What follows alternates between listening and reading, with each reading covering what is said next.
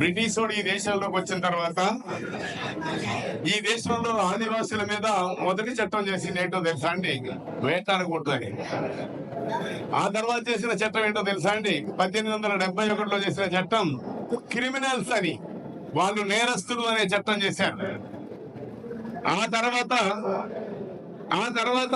అనేక 78లో మిగతా 1878లో మిగతా సందర్భాల్లో అనేక చట్టాలు చేశారు. హ్యాబిచ్యుటేట్ అంటే అలవాటు పడ్డ క్రిమినల్స్ అనే ఒక చట్టం చేశారు. ట్రైబల్స్ యాక్ట్ అనే ఆ యాక్ట్లన్నీ చూసుకుంటూ వస్తే వీటన్నిటికీ వ్యతిరేకంగా అనేక తిరుగుబాట్లు జరిగాయి ఆదివాసీ ప్రాంతంలో.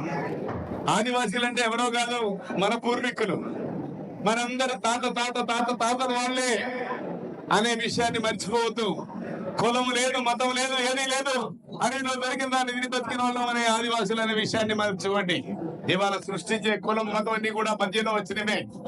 ఇవాళ హిందూ మతం పేరుతో చెప్పేటోళ్ళు ఎన్ని కులాలు ఉన్నాయి? ఎందుకున్నాయండి?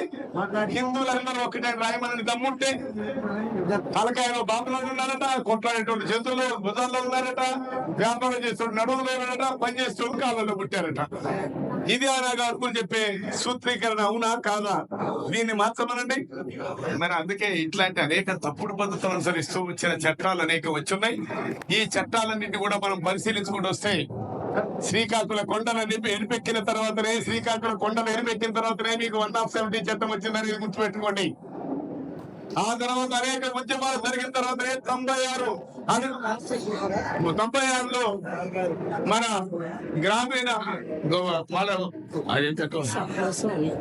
పెసా చట్టం అంటే పంచాయతీ పరిధిలో ఉన్న మొత్తం హక్కులు ఆదివాసీ. అక్కడ గ్రామ సభ లేకుండా కలెక్టర్ కాదుగా ఎవడొచ్చినా హక్కు లేదు. ఇదే అర్థం వచ్చింది ఇప్పుడు. అట్లే 2006లో అతిథి హక్కుల చట్టం వచ్చింది. మరి వీటిని చూసి తట్టుకోలేక ఇవన్నీ ఉత్తగరాలే ఉద్యమాల వల్ల వచ్చినాయి, ప్రజా పోరాటాల వల్ల వచ్చినాయి.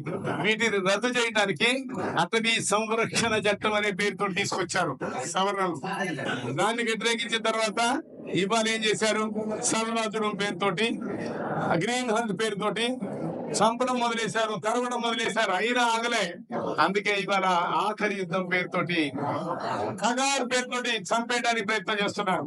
చిన్న పాపని కగారు మొదలేసిన జనవరిలోనే ఎవరు చంపారు? చిన్న 3 నెలలు 6 నెలల పాపలు చంపారు. అవి ఏం చేసింది? ఒక ఆదివాసీ బిడ్డగా పుట్టడం నేరమా? ఏ హక్కుతో చంపారు? మరి ఇవాళ చంపిన 600-500 మంది పైన వాళ్ళలో సగం మంది పైన ఆదివాసీలు చచ్చిపోయారు. ఏ హక్కుతో చంపారు? వాళ్ళకి సపోర్ట్ చేసిన వాళ్ళు చంపారు, వాళ్ళని చంపారు అనే విషయం మనం గమనించాలి. అంతెందుకండి, ఈ మధ్యనే మావోయిస్ట్ సెక్రటరీ కాల్ చేసిన వెరీ నెక్స్ట్ డే 2500 ఎకరాలని లాయిడ్ కంపెనీకి ఇచ్చారా లేదా? ఎవరైనా ఇచ్చారు? ఇట్లాంటివి మీరు పరిశీలిస్తే కళ్ళు తిరిగిపోయే విషయాలు చాలా ఉన్నాయి. అందుకే ఇట్లాంటి అంశాల్లో మన ఆదివాసీ చట్టాలు 5th షెడ్యూల్ 6th షెడ్యూల్ ఇవేమీ అమలు జరగనప్పుడు ముగిస్తారు కూర్చోం. 5th షెడ్యూల్ 6th షెడ్యూల్ ఏమీ అమలు జరగనప్పుడు మనకి ఏం చేయాల్సి ఉంటుంది? మేము 4 గంటల నుంచి ఈ మీట్ కోసం వచ్చినాం, అక్కడ తిరిగి అక్కడి నుంచి ఇక్కడ గురికి వచ్చినాం. అయినా ఈ విషయాలన్నిటి కూడా కొంచెం ఆలోచన చేయండి. ఇందాకే చెప్పా, ఒక పూట చెప్పాల్సినంత చట్టాలు విషయాలు చట్టం ఉన్నోడికి చుట్టం. అందుకే మీరు చూడండి, అధికారంలో మీద చట్టం లేదు, ప్రతిపక్షాల మీద కూడా వాడుకోవడానికి, రంగు తీసుకోవడానికి వాడుకుంటున్నారు. మన మీద చట్టం ఉంటది, మన మీదే వాడుతున్న చట్టాలు ఉన్నాయి. అందుకే ఈ చట్టాలకు వ్యతిరేకంగా మనం కొట్లాడే మనుషులమే. రాజ్యాంగాన్ని ఏదో మనం భ్రమించటలేదు. నువ్వు చెప్పినావు, నువ్వు ప్రమాణం చేస్తున్నారా గాంధీ కొడతా, దాని మీద ఓట్లడుకున్నారా, దాని మీద ప్రమాణం చేసి బతుకుతున్నావు. అట్లాంటి నువ్వు ఆ రాజ్యాంగాన్ని ఎందుకు ఉల్లంఘిస్తున్నావు?